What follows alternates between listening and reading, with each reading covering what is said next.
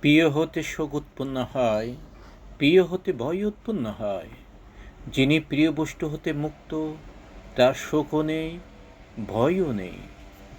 প্রিয় ও প্রিয় দুটোই অহিতকর, কারণ প্রিয়র অদর্শনে ও প্রিয় দর্শনে উভয়ই দুঃখকর।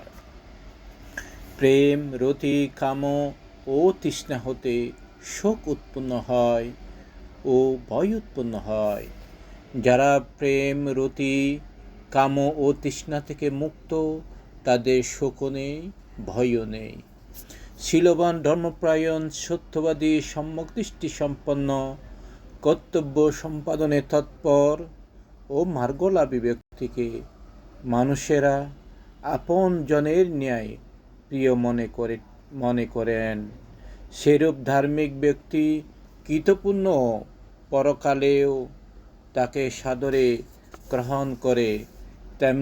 তেমনি গৃহে প্রত্যাগত প্রবাসীকে তার জ্ঞাতিবর্গ আগুবাড়াই অভিনন্দন